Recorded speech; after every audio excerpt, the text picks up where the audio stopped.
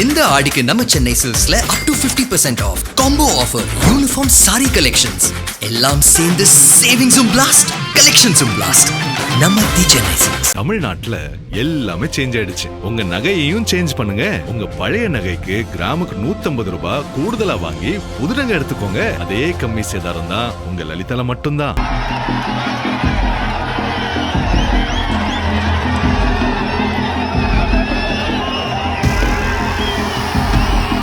காவிரி பிரச்சனை தொடர்பாக தமிழக வெற்றிக்கழக அரசை கண்டித்து திமுக சார்பில் தஞ்சாவூரில் ஆர்ப்பாட்டம் நடைபெற்றது.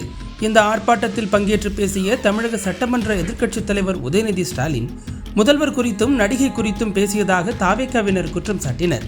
மேலும் பெண்களை அவமதிக்கும் வகையில் பேசியதாக அவருக்கு எதிராக பலரும் கண்டனம் தெரிவித்தனர்.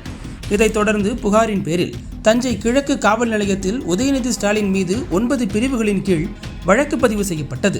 அதன்பின் சென்னைக்கு விரைந்த தஞ்சை போலீசார் நீலாங்கரையில் உள்ள அவரது வீட்டில் வைத்து அவரை கைது செய்தனர்.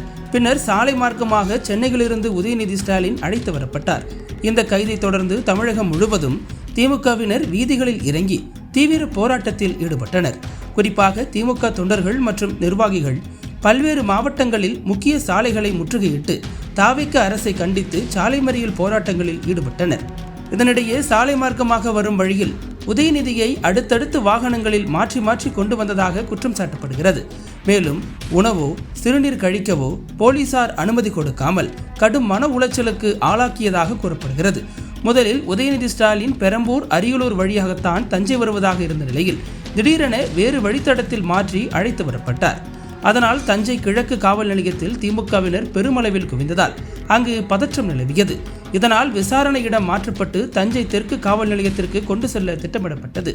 ஆனால் அங்கும் கொண்டு செல்லாமல் கடைசி நேரத்தில் செங்கிப்பட்டி காவல் நிலையத்திற்கு கொண்டு செல்லப்பட்டார் எதிர்க்கட்சித் தலைவர் உதயநிதி ஸ்டாலின். 8 மணி நேர பயணத்திற்கு பிறகு இறுதியாக விசாரணையிடம் மாற்றப்பட்டு அலைக்கழித்ததாக திமுகவினர் குற்றம் சாட்டுகின்றனர். இறுதியாக செங்கிப்பட்டி காவல் நிலையத்திற்கு கொண்டு வந்தபோது உதயநிதி காவல்துறை வாகனத்தில் இருந்து இறங்க மறுப்பு தெரிவித்ததாக கூறப்படுகிறது.